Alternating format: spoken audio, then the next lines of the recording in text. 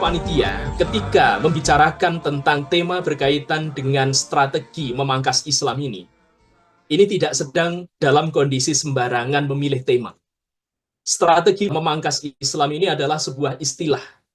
Dan istilah ini muncul setelah Perang Jawa yang berlangsung antara tahun 1825 sampai tahun 1830. Jadi ini adalah sebuah istilah yang memang digunakan oleh kalangan orang-orang Belanda, terutama dari kalangan misionaris. Kenapa kemudian istilah ini muncul? Nah, kita akan mencoba untuk mempelajari ini. Kita nanti juga akan bicarakan sejarahnya, kita akan membicarakan bagaimana keberlanjutan dari sejarah itu, kita juga akan mencoba melihat jika waktunya cukup, akibat-akibatnya apa, dan bagaimana tanggapan masyarakat pribumi, terutama masyarakat pribumi Jawa, terhadap berbagai kebijakan, terutama yang berkaitan dengan strategi memangkas Islam ini. Para pemirsa sekalian, saudara-saudara yang dirahmati Allah, pada bagian awal saya ingin memulai kajian kita pada kesempatan sore hari ini dengan satu pertanyaan. Sebagaimana telah saya kemukakan di awal, apa sebenarnya yang dimaksud dengan strategi memangkas Islam itu? Kalau kita melacak, jadi istilah strategi memangkas Islam, ini sebenarnya adalah istilah yang muncul dari salah seorang mantan konsultan Zending Belanda, yang bernama Van Rynbeek. Kemunculan istilah ini sebenarnya dilatar belakangi oleh kesulitan para misionaris Belanda pada saat itu untuk menundukkan Islam di tanah Jawa. Karena meskipun sebagian masyarakat Jawa pada saat itu, sebagian dari ritual mereka, jika kita lihat, ada yang masih terhubung dengan pengaruh-pengaruh yang berasal dari proses indianisasi yang berlangsung pada masa sebelumnya. Sebagian dari mereka ada yang kemudian masuk menghayati dunia batin, sebagaimana telah kita bicarakan kemarin. Akan tetapi hubungan mereka dengan Islam itu hampir sulit untuk dipisahkan. Jadi antara Islam dengan Jawa itu adalah satu kesatuan. Jadi dua hal itu merupakan loro ning atunggal, sebagaimana tercermin dalam salah satu karya sastra yang ditulis oleh Raja Surakarta, yaitu Raja Susuhunan Pakubuwono ke-10. Jadi dalam Kidung Rerepen, jadi beliau pada saat itu berpesan agar masyarakat Jawa selalu melanggengkan Dwitunggal. Yang dimaksud dengan Dwitunggal itu adalah Islam dan Jawa. Dan memang dalam masyarakat, penghayatan terhadap Islam, barangkali sebagian dari masyarakat kita saat itu mungkin belum terlalu mendalam. Tetapi keterikatan mereka dengan agama ini, keyakinan mereka bahwa agama ini membawa unsur keselamatan bagi diri mereka, itu merupakan hal yang tidak bisa ditawar-tawar. Tentu saja, Belanda ketika menghadapi persoalan budaya sekaligus sosiologi semacam ini, mereka ketika hendak melakukan program pemurtatan kepada masyarakat Jawa, seperti sedang berhadapan dengan dinding yang tebal. Salah satu misionaris pada masa itu, sebagaimana dicatat oleh Karel Stenbrink, bahkan kemudian sampai harus mengatakan, jadi kesulitan mereka untuk mengkristenkan masyarakat Jawa itu sampai-sampai seperti harus mencakar muka sendiri, seperti membuat luka dengan mencakar muka mereka sendiri. Jadi mereka banyak berkorban, tapi pada akhirnya mereka dalam tanda kutip mengalami sakit hati karena tidak mampu untuk mengkristenkan masyarakat Jawa pada masa itu. Apa sebenarnya faktor yang membuat masyarakat Jawa pada masa itu sulit untuk dikristenkan atau dimurtadkan? Ada beberapa hal yang membuat masyarakat Jawa kemudian sulit untuk dikristenkan pada masa itu. Yang pertama, keterikatan masyarakat Jawa dengan simbol-simbol keislaman saat itu sudah berlangsung secara mendalam.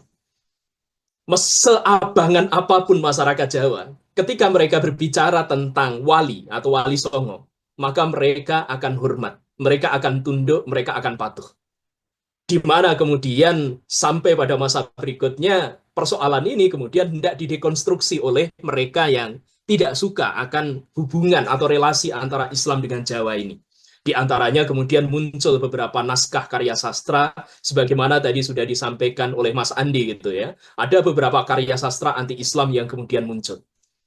Jadi kalau kita lihat gitu ya, dari pola yang ada, kalau kita lihat dari kronologi yang ada, jadi semua itu memang nampak ada by design di situ. Dan kita akan mencoba untuk menerka, kita akan mencoba untuk menebak, kita akan berteori, membuat hipotesis, bahkan kita akan mencoba untuk melihat fakta yang ada.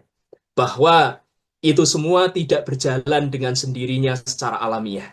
Tetapi ada rekayasa yang berjalan di belakangnya. Meskipun kita tidak akan sampai membahas itu, sampai pada tahapan teori konspirasi dan seterusnya. Sepenuhnya saya akan berusaha untuk mengetengahkan data di hadapan saudara-saudara, dan mudah-mudahan saya bisa mempertanggungjawabkan ini secara ilmiah. Jadi kesulitan itu yang pertama karena masyarakat Jawa memang sudah terikat dengan Islam. Yang kedua, pihak keraton itu selalu berusaha untuk menjaga agar ikatan itu kuat.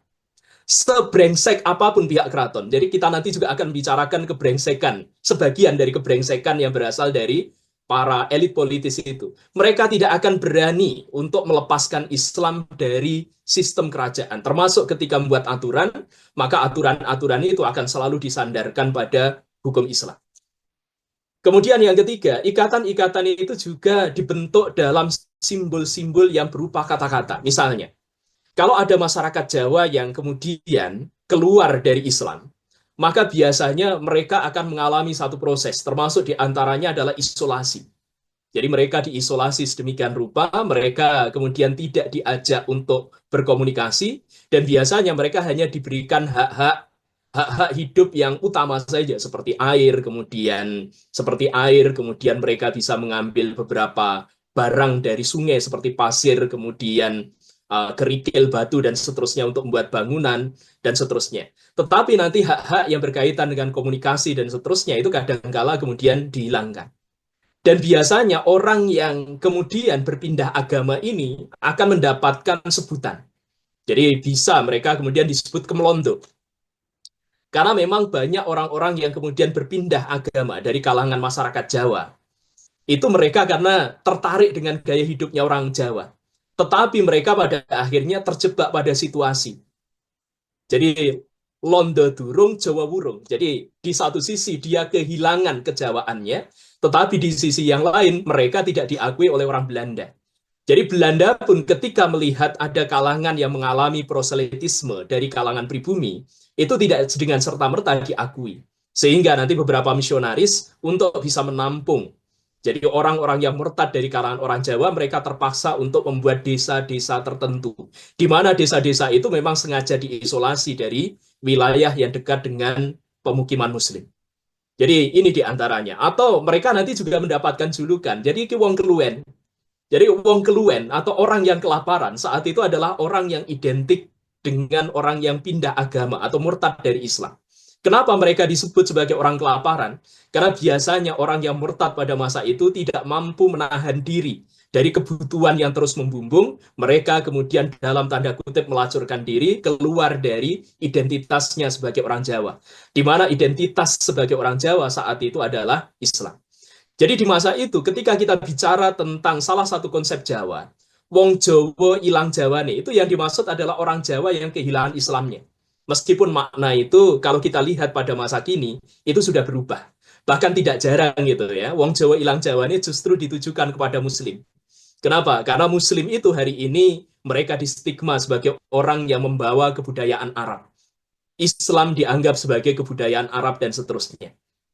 Semua istilah ini tidak lepas dari keberadaan perang pemikiran yang terjadi di tanah Jawa. Dan kita akan mencoba untuk memotret itu ya, bagaimana perang pemikiran itu terjadi. Nah, kita kembali pada istilah strategi memangkas Islam tadi. Ada beberapa metode yang dikembangkan, dan metode-metode ini nanti akan kita lihat dalam beberapa kasus yang terjadi di lapangan, terutama penggambaran era yang berlangsung setelah tahun 1832. Jadi era ini adalah era setelah pendirian Institut für de Javanistal, atau kita kenal sebagai Lembaga Bahasa Jawa. Jadi salah satu lembaga yang didirikan pemerintah Belanda untuk memfasilitasi kebijakan kultur stelsel atau sistem tanam paksa. Di mana saat itu Belanda itu semakin membutuhkan pegawai yang mampu untuk bersentuhan dengan budaya Jawa. Bahkan mereka memiliki kemampuan untuk memanipulasi budaya Jawa agar lebih sesuai dengan kepentingan kolonial. Nah, metodenya bagaimana? Metodenya yang pertama itu tidak beda jauh tetapi hanya berubah strateginya. Jadi tetap Islam diposisikan sebagai bahaya potensial.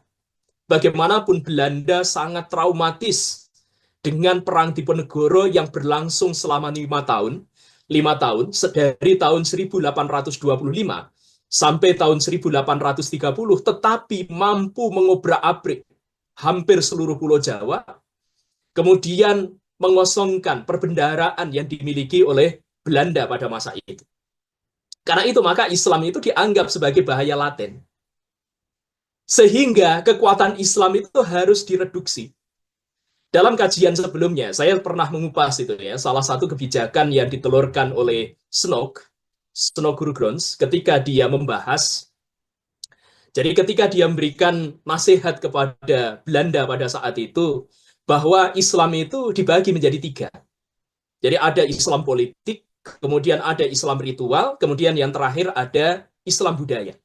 Yang dimaksud dengan Islam budaya itu adalah orang yang secara formal menganut agama Islam, tetapi batin atau ritual mereka masih terhubung dengan ritual-ritual yang berasal dari masa pengaruh Indianisasi.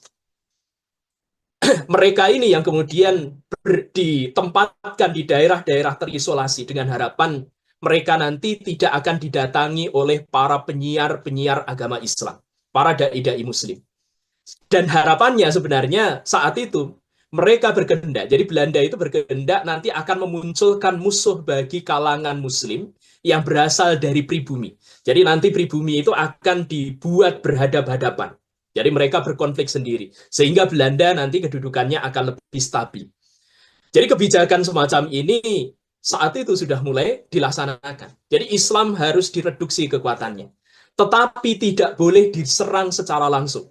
Karena bagaimanapun Belanda saat itu menghendaki stabilitas di wilayah jajahan harus terpelihara. Kalau sampai ada konflik kemudian membesar sebagaimana terjadi pada masa sebelumnya, yaitu di era Perang Diponegoro, maka tentu itu akan sangat mengkhawatirkan pemerintah Belanda pada masa itu. Kemudian bagaimana cara menghadapi Islam? Dengan cara mempromosikan kebiasaan kuno. Ada banyak naskah-naskah kuno yang kemudian diangkat kembali. Sebagian dari naskah kuno yang masih berbahasa Jawa kuno atau berbahasa Kawi, kemudian mulai diterjemahkan ke dalam bahasa baru, dibentuk dalam naskah-naskah baru. Dengan harapan nanti jiwa masyarakat Jawa itu akan terhubung dengan masa lampaunya, kemudian mereka melupakan Islam. Jadi Islam itu identik sebagai agama perlawanan pada saat itu. Karena itu memang harus dihilangkan dari imajeri atau cara berpikir, citra yang tertanam dalam benak masyarakat Jawa. Jadi di situ kemudian dengan cara itu harapannya mereka berusaha untuk menciptakan segregasi antara Islam dengan Jawa. Jadi 4 langkah inilah yang kemudian disebut sebagai strategi memangkas Islam. Biarkan masa lalu berbicara, kita kenal menyerah, menjadi alat di tangan Sang Esa, membawa damai bagi semesta. Biarkan masa lalu menyejarah, agar hidup lebih bijaksana.